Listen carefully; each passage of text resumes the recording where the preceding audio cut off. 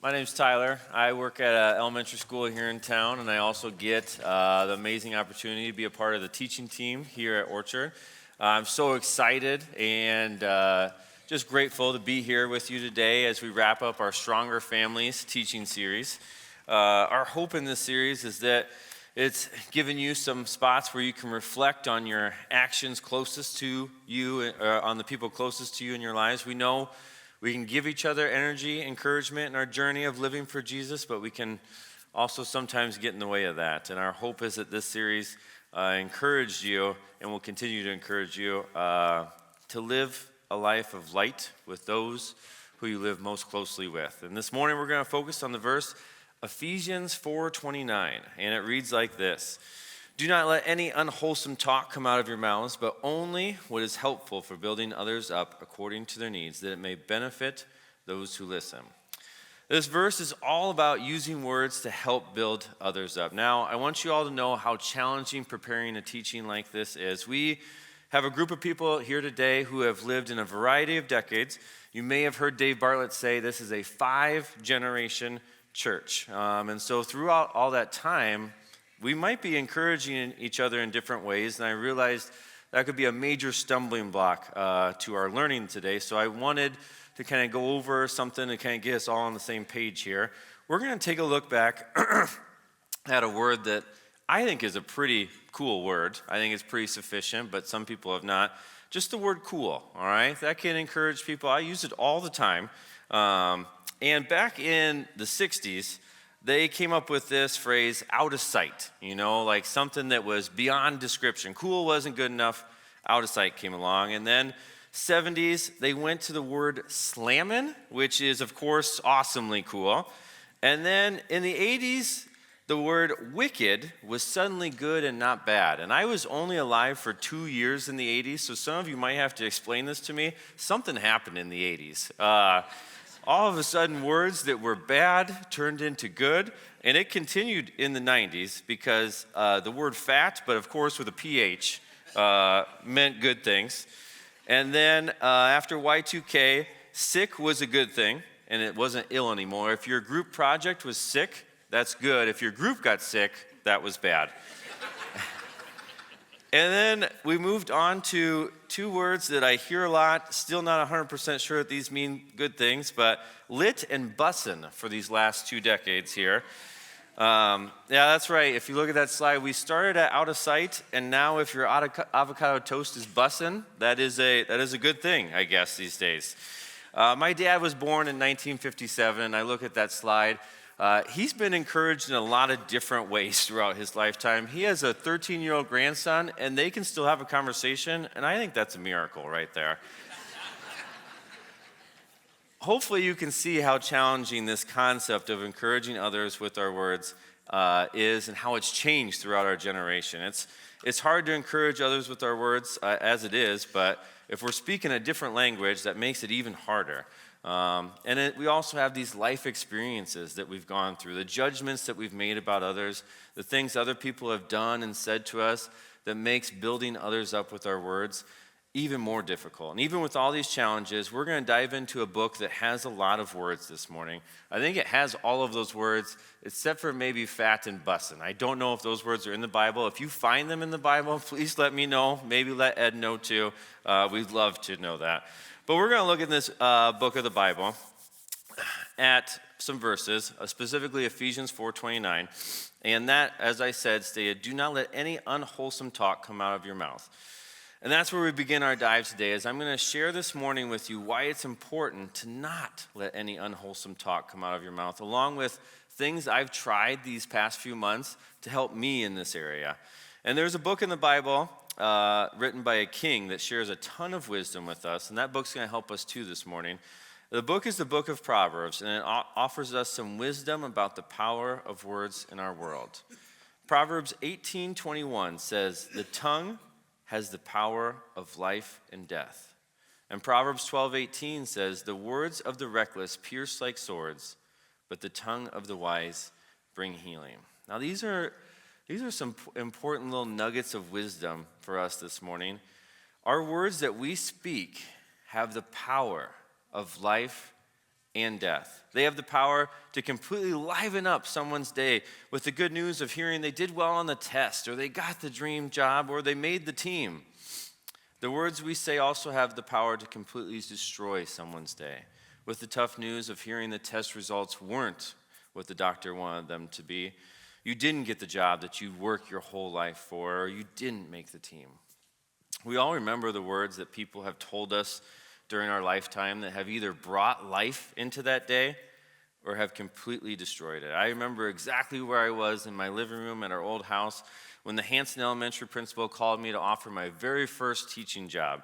I remember before he could even finish his sentence accepting the job and him suggesting I talk to my wife about it, and I said, no, I think we're good. Well, let's just go with this.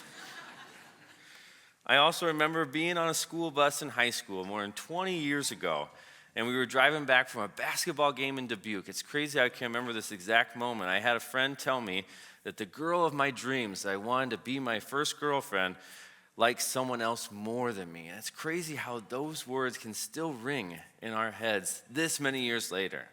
And as maybe you think back on some moments in your life where words someone else said had such a great impact on you, you probably noticed how these were most likely turning points in your life. Whether for good or for bad, they were most likely those landmarks in your life. They were sometimes the beginning of some great times that followed, but maybe they were also a real punch in the gut or a wake-up call for you to get back to work and get back on track. They're constantly these landmarks in our lives because of what Proverbs 12:18 told us. Words have the power to pierce us like swords, but they also have this amazing power to heal. And sometimes it's the same words, but in different moments or in different settings that can do both things. There's a story that I heard about from the NFL this season that was a real-life example of Proverbs 12:18. There's this starting middle linebacker for the LA Chargers named Deion Henley. He had 147 tackles this season. That was good enough for 8th in the league. It was actually more than Jack Campbell, and every time I turned on the TV, Jack was making a tackle. So Deion was pretty good, and he tweeted this season. Back on November 18th, went from no happy birthday to endless happy birthday. I love Bolt fam, always have my back. Not a super dramatic tweet, but I tell you what, I heard the story behind this tweet, and I couldn't help but just have to share it today as it's such a good picture of what they talk about in Proverbs. Here's the story. This is Deion's second season this year. His previous season, he was a rookie with the Chargers. It was his first year in his full-time job out of college. And there was a coach named Brandon Staley who was the head coach there. Now, Deion wasn't a starter in his first season. It sounds like it was a tough year as he faced some challenges that he had never faced before in college. And during that first season, the head coach had a habit of acknowledging the superstars a whole lot more than any role players, like Deion was at that moment. And it sounds like on November 18th of the previous season, in front of the whole team, the coach wished another player a happy birthday who had a birthday coming up that week. It was Deion's birthday that day. No mention of Deion's birthday. In fact, another player mentioned to the coach it was Deion's birthday, and the coach just went on with whatever he had planned. Fast forward to this past season. Chargers got a new head coach. His name is Jim Harbaugh, and I know when I say that name, some of you think of some controversial things that Jim may or may not have done at the University of Michigan on his way to a national title. But we're going to forget about all that, and we're just going to focus on, if you listen to Jim knows the power of words. He knows that they can heal and they can pierce like a sword. And he has this tradition of not missing a single person's birthday. The cafeteria worker, the ball boy, the special teams player, he celebrates them all, and he makes this huge deal out of it. He goes, it's another trip around the sun for them, and he does this really kind of weird thing, but kind of cool as well. He knows how many days they've been alive. So if it was my birthday today, he'd come up to me and he'd be like, you've been alive for 13,408 days, and only 36 of them have been birthdays. That's how special birthdays are. And now he had no idea the hurt that Deion had felt the previous year from the previous coach. But on November 18th of this season, Deion got his shot of life from Coach Harbaugh with a big happy birthday in front of the team. A verbal celebration of another trip around the sun for Deion. And Deion is a 25-year-old man who is big and strong and runs around hitting people every Sunday. And the words happy birthday have this kind of impact on him. And I heard this story and it got me really curious. Does wishing someone happy birthday, and that's not a revolutionary thing, I think we've all done it in our life, but does that in the right setting at the right time have this much impact? It's a tradition that's been around for quite a while, so it got me thinking. And I send this email out to our staff at school every morning, and I give them kind of a rundown of the day, let them know who's in the building, what subs are there, let's welcome them. And then in January, I thought, you know what? We have a teacher who has a birthday this day. I just heard this story about Dayon, and I was like, I'm going to throw just a birthday shout on there. Happy birthday to this person. Just 4 words, all right? I did it, and wouldn't you know, that staff member came to me. We ran into each other about noon that day, and she goes, wow, this has been one of the best birthdays ever. She got cards made. Classes came and sang to her. Everybody was just so celebratory of her birthday. And I was like, okay, this might be a thing. So I tried it again. Paraeducator a few days later had a birthday. I didn't run into him during that day. He emailed me that night and he goes, you know, I'm getting up there in age and I don't really like to celebrate these things anymore, but today was such a good birthday. And it's 2 words. They completely change someone's day. Our words truly have the power of life and the power of death. They can truly pierce someone and they can heal someone. And I love Dayon's story. I connected with it in so many ways. One thing that got me thinking about was my very first year with my first teaching job, my first full-time job. Maybe some of you can think back to your first full-time job. Kids, first year at a new school or first year at daycare. It's forever going to be probably one of the tougher years of my life. That first year is tough. And I had no idea what I was doing that first year. I remember I ended student teaching in May, and it wasn't okay for me to be alone with kids. I always had to have an adult there. And then August, apparently it was okay to be in charge of 23 9-year-olds. I felt like the same person, but apparently everybody had a different outlook on me. I remember I didn't know what standards I was going to teach for that year or where I wanted the kids to end at the end of the year with their skill levels. I truly went into each day just trying to survive to get home to see my wife and dog and not lose any kids. And maybe there was a moment where I didn't know where a kid was. Some would call that lost. I would just say, just a weak moment there. We found him, don't worry. But I truly don't think I would have been able to come back for year 2 in my teaching career if it wasn't for my wife, my fellow teachers, my students' parents, and my principal who continually praised me with positive words, even though I didn't really deserve any of that praise.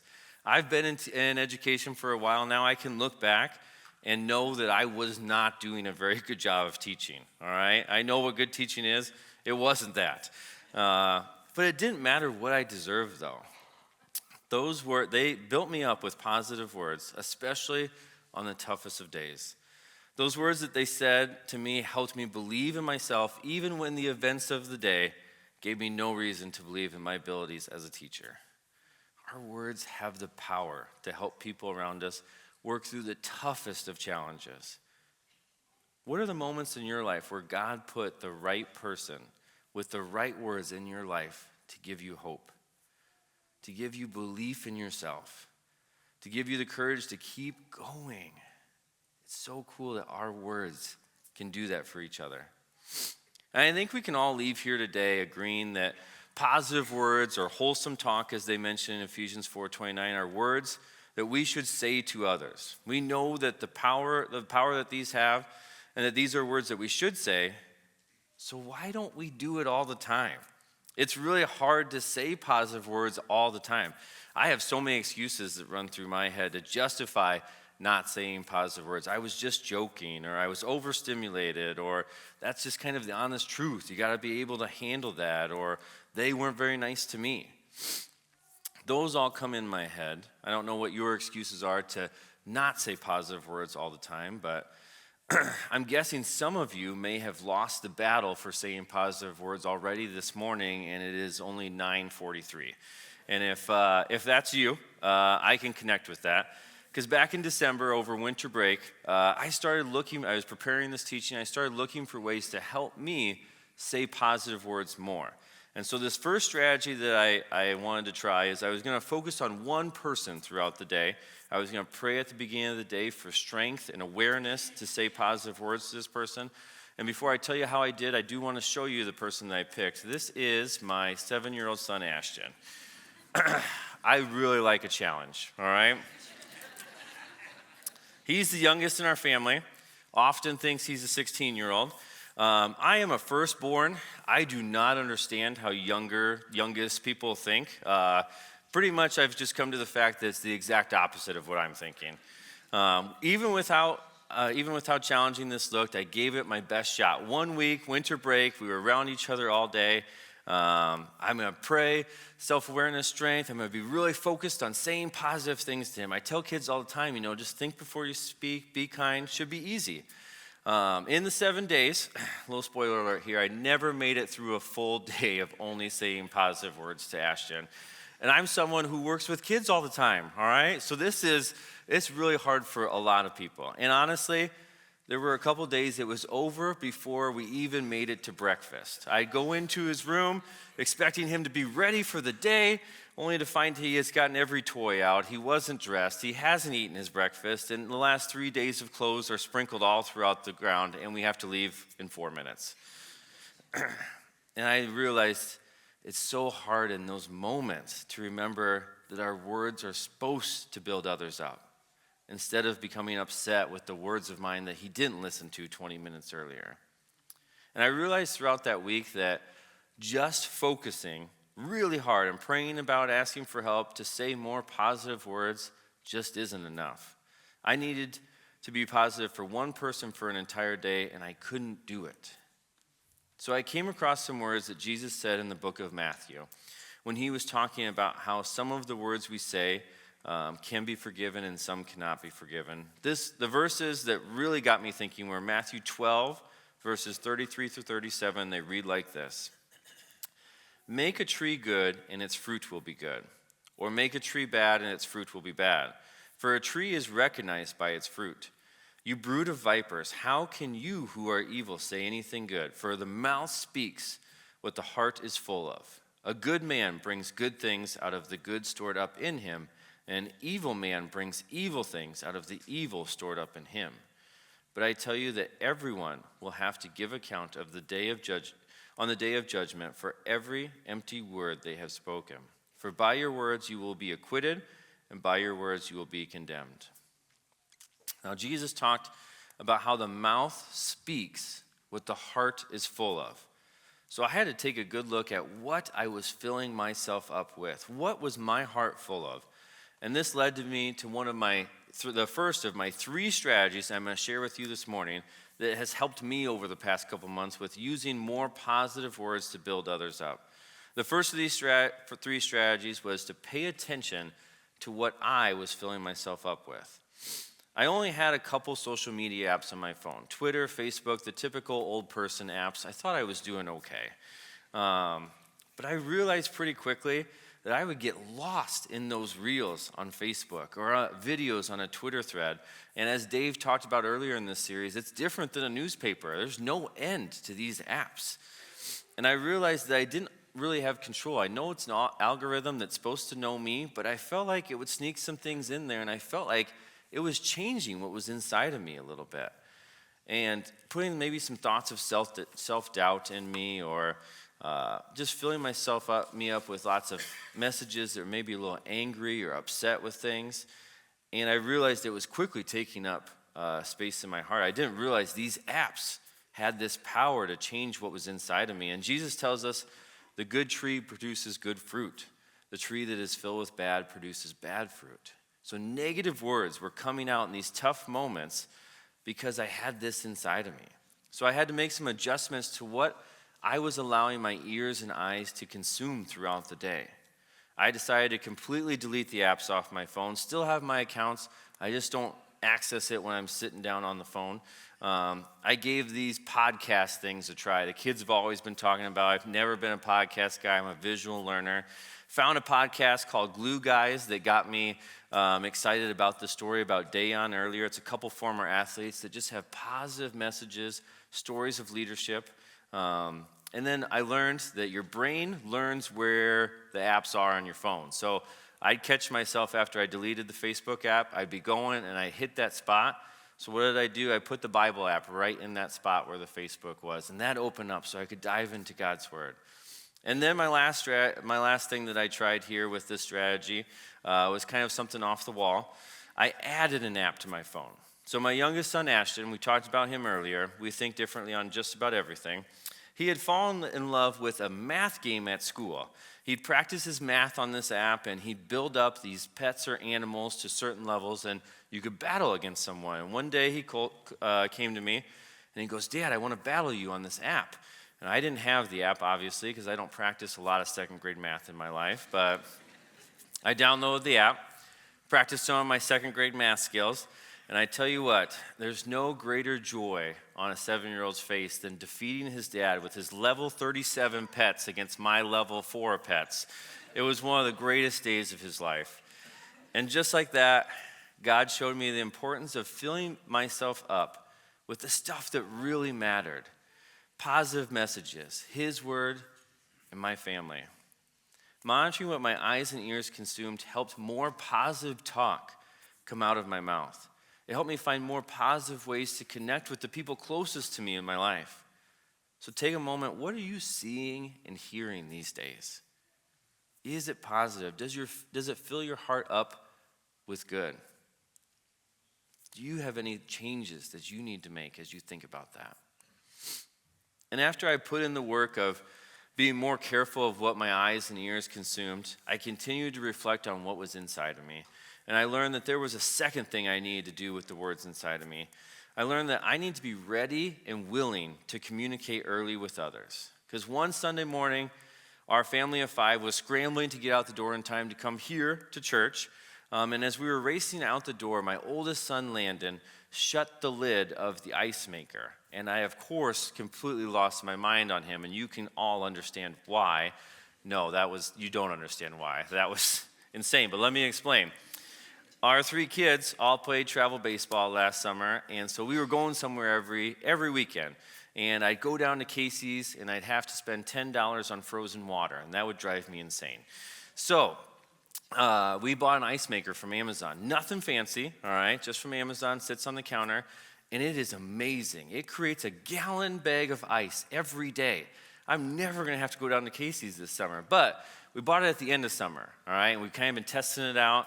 And I'm one of those people that I feel like I want it to be ready for when we actually need it. So let's not use it a ton this winter. So every now and then I unplug it and I open up the lid to let all the water evaporate. Because that's how I think science works. Like it just has to get out of there. You know, if the lid's there, it won't go. All right? And I don't want it to get moldy. And I don't want it to break before the baseball season because I really want it. And someone had been shutting this lid every time I opened it. I couldn't figure out who it was. Well, that Sunday morning at about 8:50, I found the culprit and I let him have it. Now, we got in the car, all silent. My wife looks over at me and she said, "That might have been a little irrational what you did there." And I explained to her what it was, and she said, "Yeah, it's still irrational." And we were in the first worship song, and I realized, I was like, I have the second point of my teaching right here. I need to get those feelings out a little bit earlier, because when I hold them in, they never come out positive, it seems like. And I've been working really hard at sharing things much earlier and working to share them in a more positive fashion. And it's still a work in progress around our house, but I've seen growth from myself, and more of my words have been helping to build others up instead of tearing them down over little things that have bothered me over time a lot more than anyone else. So think for a moment, do you have a person in your life that you struggle to share your thoughts and feelings a little earlier with? Do you have someone that you're often a little scared to share that thought with, and so you hang on to it and let it build a little bit? How can you work to share those thoughts and feelings a little earlier with them so they don't build? And the last strategy I'm going to leave you with today, as you try to use your words to build others up, is to remember the iceberg. And we have this picture here. A lot of you have probably seen it. If you look at that, about 80% of the iceberg is below the surface, all right? And when we're out in the world communicating with other people, there's usually about 80% of that other person, sometimes more, that's a mystery. We don't know about it. We don't know if they got in a big fight with their dad to start the morning. We don't know if someone received a cancer diagnosis earlier in the week. We don't know if they feel like no one has said a positive word to them in over a month. We can only see maybe their fake smile that they're forcing, or we maybe see a look of anger as they get pushed over the edge with something that someone was doing. We don't know what is below the surface with the people we interact with. And the words in the Bible tell us over and over again that life here on earth is filled with tons of challenges. It doesn't matter if you're following Jesus or not, life is hard. There's hard in everyone's life. It doesn't matter if you're married or single, or if you have kids or don't have kids, or if you're in your dream job, or if you're dreading going to work tomorrow. We all have challenges that others have no idea about. So let's remember the iceberg and be positive with our words towards others. Let's look to build them up, even, as I think back to my first year of teaching, even if they don't deserve it. There's a man who gave his life for me, even when I don't deserve it. That man is Jesus, and he lived a perfect life, and he gave it for me. And I didn't deserve a chance, and I still don't deserve a chance at eternal life. I screw up that chance every single day, more times than anyone can count. But Jesus gave his life for me anyways. And he gave his life for you too. And we don't deserve it, but he gives us this chance. So let's give others a chance. Let's be positive with our words towards others. And that last part of Matthew 12:33-37 reminds us all that there will come a day where we are face to face with our Creator, and the words we said here on earth will matter. And I think about that moment. I think about how awesome it would be to look at him and talk about all the times and opportunities he gave me. And I came through and used my words to build others up, to get them through those tough moments. How about you? Wouldn't it be great to have that talk with him and just reminisce on all those times where positive words brought life to others? Join me in prayer. Jesus, we thank you so much for giving your life for us, even when we didn't deserve it, and giving us that opportunity, eternal life. And we just pray that we can go out in the world and use positive words, and we can control a little bit more of what our eyes and ears are seeing, so we're filled up with that good. We want to be the good tree that produces the good for others. So help us find those guide rails on how we can do a little better in that area. And I just pray that you give us all opportunities to use our words to build others up. In your name, amen.